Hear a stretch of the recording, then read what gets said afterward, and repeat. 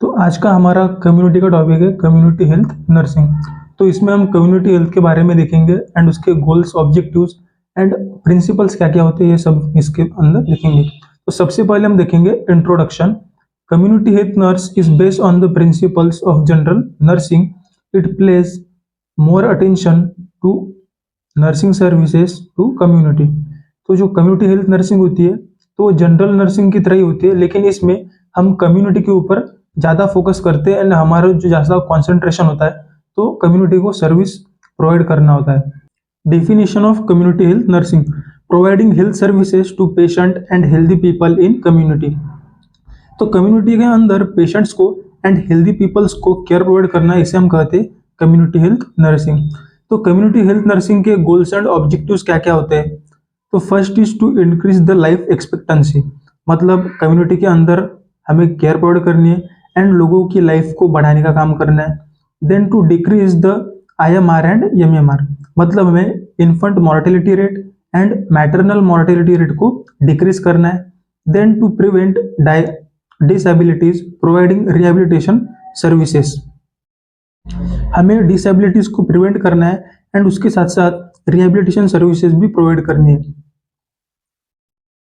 Then to provide health care services, मतलब community के अंदर हमें हेल्थ केयर सर्विसेज प्रोवाइड करनी है। Then to find the cause effect relationship, अगर कम्युनिटी के अंदर कुछ डिसीज कंडीशन या फिर कोई भी किसी भी तरह की अगर एबनॉर्मल डिसीज कंडीशन अगर स्प्रेड हो रही हो तो उसका कॉज क्या है एंड उसका इफेक्ट किस किस वजह से वो डिसीज स्प्रेड हो रही है एंड उसका इफेक्ट पीपल के, लोगों के लाइफ पे किस तरह से हो रहा है, इसे हमें फाइंड करना है। Then to evaluate health programmes and make further plans, तो हमें अलग अलग प्रोग्राम्स अरेंज करने हैं कम्युनिटी के अंदर एंड उन प्रोग्राम को हमेशा इवेल्युएट करते रहना है कि उस प्रोग्राम से हमें क्या बेनिफिट मिल रहा है एंड उसके आगे हमें उसके रिगार्डिंग प्लान्स करने हैं। Then to make community diagnosis, मतलब हमें हमेशा कम्युनिटी के अंदर एक्टिव रहना है एंड अगर किसी तरह की डिसीज कंडीशन स्प्रेड हो रही हो तो उसे हमेशा डायग्नोस करते रहना है।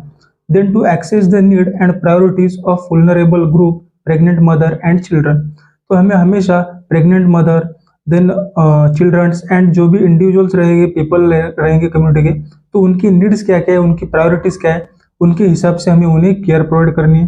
Then to provide referral services at various health care levels, तो हमें इन्हें अलग अलग लेवल पे केयर प्रोवाइड करनी है, इसे हम कहते हैं referral services. Then to provide a complete wellbeing of community and maintain their optimum level of functioning, मतलब हमें कम्युनिटी के पीपल को इतना केयर प्रोवाइड करनी है कि वो उनका जो भी नॉर्मल हेल्थ रहती है वो हमेशा मेंटेन रहे एंड इसकी वजह से उनकी फंक्शनिंग अच्छे से रहे, कम्युनिटी के पीपल की हेल्थ अच्छे से रहे। To enhance the standard of nursing profession, तो हमें हमेशा से नर्सिंग प्रोफेशन को नर्सिंग प्रोफेशन का स्टैंडर्ड हमें हमेशा बढ़ाते रहना चाहिए। देन प्रिंसिपल्स, इसके प्रिंसिपल्स क्या क्या होते हैं कम्युनिटी हेल्थ नर्सिंग के? तो health services should be based on the need of individual and community, तो किसी भी पर्सन की या फिर पूरे कम्युनिटी की नीड क्या है तो उस नीड के हिसाब से हमें हेल्थ सर्विसेज प्रोवाइड करनी है। Then health services should be suitable for budget, तो हमें इस तरह की सर्विसेज प्रोवाइड करनी है जो कि लोगों के बजट के अंदर हो एंड वो इजीली उन्हें अवेलेबल होनी चाहिए।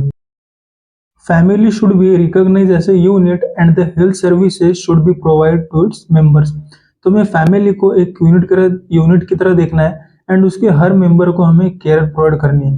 Then health services should be equally available to all without any discrimination, तो हमें किसी के अंदर भी पार्शियलिटी या फिर डिस्क्रिमिनेशन करने का नहीं है, जैसे कि रिलीजियस, सेक्स, देन एज, इस तरह से किसी भी तरह से हमें डिस्क्रिमिनेशन ना करके सबको इक्वली ट्रीट करना है, केयर प्रोवाइड करनी है। देन हेल्थ एजुकेशन, हमें हमेशा कम्युनिटी के अंदर पीपल को हेल्थ एजुकेशन देना है, अच्छा हाइजीन मेंटेन करने के लिए या फिर कोई भी डिसीज अगर स्प्रेड हो रहा हो तो उसके रिगार्डिंग हमें अवेयर करना है।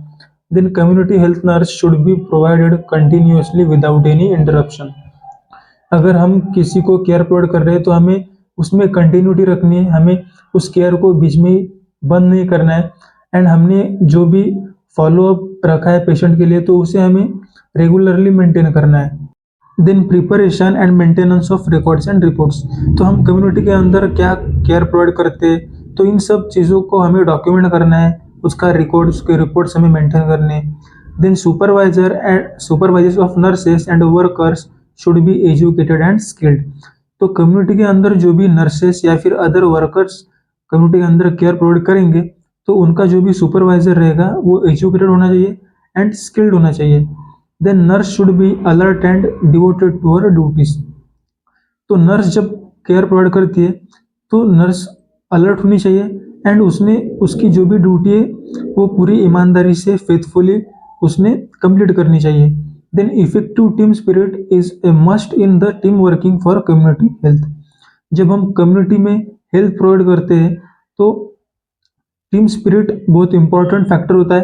तो हमें सबके साथ मिल के कोऑर्डिनेशन में केयर प्रोवाइड करनी होती है, इसकी वजह से इफेक्टिव टीम वर्क होता है। Then timely evaluation of services. तो हमने कम्युनिटी के अंदर क्या क्या सर्विसेज प्रोवाइड किए एंड उन सर्विसेज से हमें क्या क्या बेनिफिट हुआ है या लोगों को क्या उससे बेनिफिट हुआ है, तो इन सब चीज़ों को हमें रेगुलरली इवेल्युएट करना है। तो यहाँ पे हमने कम्युनिटी हेल्थ नर्सिंग के ऑब्जेक्टिव्स एंड प्रिंसिपल्स कंप्लीट किए हैं।